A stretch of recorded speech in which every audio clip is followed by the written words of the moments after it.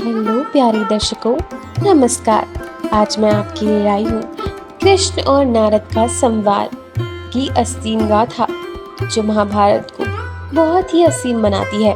महाभारत में भगवान कृष्ण केवल एक योद्धा या कटु निगीति नहीं थे, बल्कि वह एक दिव्य व्यक्ति थे जिनकी लीलाएं उपदेश और युगों युगों तक मानवता को प्रेरित करती रहेंगी।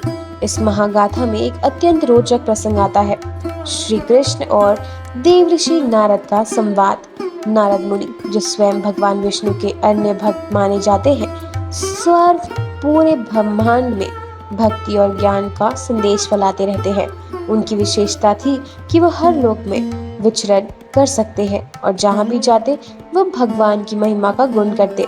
लेकिन एक बार उन्हें स्वयं भगवान श्री कृष्ण से एक प्रश्न किया, जिसका उत्तर जानकर वे स्तब्ध रह गए। ये कहानी भक्ति, अहंकार और सच्चे प्रेम का एक अनुपम उदाहरण है, जो हमें जीवन को महत्वपूर्ण का संदेश सिखाती है। एक दिन नारद मुनि द्वारका आए। उनके मन में एक प्रश्न था, संसार में सबसे बड़ा भक्त कौन है? वे जानना चाहते थे कि कौन व्यक्ति या जीव सबसे अधिक कृष्ण को प्रेम करता है। नारद मुनि ने मन में ये विश्वास था कि वे स्वयं को ही सबसे बड़ा भक्त मानते हैं, क्योंकि वे हर समय भगवान का भजन करते रहते थे और हर लोक में उनकी महिमा का गुणगान करते थे। जब वे श्री कृष्ण के पास पहुंचे तो उन्हें बड़े ही सहज भाव से पूछा, प्रभु, मुझे जानना है कि संसार में आपका सबसे बड़ा भक्त कौन है? श्री कृष्ण मंद मुस्काए।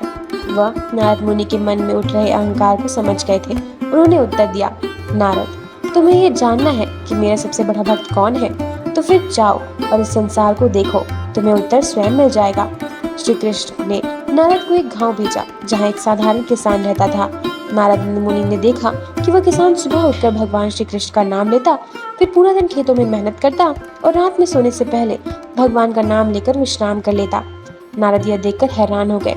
उसने सोचा, यह किसान तो दिन में केवल 2 बार भगवान को याद करता है, फिर भी यह भगवान का सबसे बड़ा भक्त कैसे हो सकता है? वह द्वारका लौट आए और कृष्ण से बोले, प्रभु, मैंने देखा कि वह किसान केवल सुबह और रात में आपका स्मरण करता है, जबकि मैं हर समय आपका भजन करता हूँ। फिर आप सबसे बड़ा भक्त उसको क्यों मानते हैं? श्री कृष्ण ने नारद की शंका को समझ गए।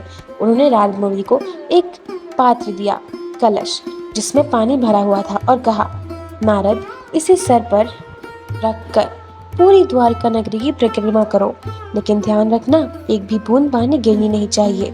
नारद मुनि ने कलश उठाया, भगवान की बड़ी सावधानी से पूरी द्वारिका के परिक्रमा लगा कर आए। रास्ते में वो एक बार भी भगवान का नाम नहीं ले सकते थे, क्योंकि उनका पूरा ध्यान इसी बात पर था कि कहीं पानी न गिर जाए। जब वे परिक्रमा पूरी करके वापस लौटे तो श्री कृष्ण से पूछा, नारद, बताओ, इस पूरी परिक्रमा के दौरान तुमने कितनी बार मेरा नाम लिया? नारद लज्जित हो गए और बोले, प्रभु, मैंने एक बार भी आपका नाम नहीं ले पाया, क्योंकि मेरा पूरा ध्यान इस पात्र पर था। तभी श्री कृष्ण मुस्कुराए और बोले, नारद, सोचो, ये किसान दिन भर कठिन परिश्रम करता है, परिवार का पालन पोषण करता है, और फिर भी सुबह और रात मेरा नाम लेना नहीं भूलता। क्या यही सच्ची भक्ति नहीं है? नारद मुनि अब समझ गए थे कि भक्ति का अर्थ केवल हर समस्या का भगवान को नाम जपना नहीं, बल्कि मन से प्रेम और स्मरण करना भी है। श्री कृष्ण ने कहा, जो प्रेम और स्मरण के साथ अपने कर्तव्यों का पालन करते हुए भी मुझे याद करता है, वही मेरा सच्चा भक्त है। केवल नाम जपने से भक्ति सिद्ध नहीं होती, बल्कि जब कठिन परिस्थिति में भी मुझे कोई नहीं भूलता, और वही मेरा सच्चा भक्त होता है। अब नारद मुनि को यह समझ आ गया कि सच्ची भक्ति का मतलब केवल भगवान का नाम जपना नहीं, बल्कि अपने कर्तव्यों का पालन करते हुए भगवान का स्मरण करना है। उन्होंने श्री कृष्ण के चरणों में गिरकर क्षमा मांगी और कहा, प्रभु, आपने मेरी आंखें खोल दी।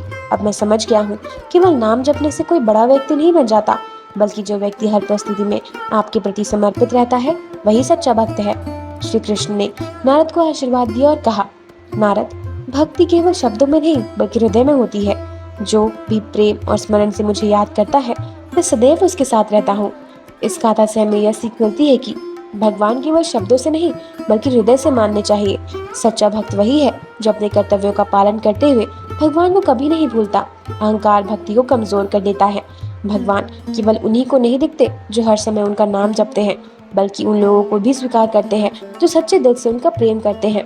परिश्रम और ईमानदारी से किया गया हर कार्य भक्ति का एक रूप है। कृष्ण और नारद के संवाद हमें यह सिखाती है कि सच्ची भक्ति केवल जब तक में नहीं बल्कि प्रेम, कर्तव्य और समर्पण पे है।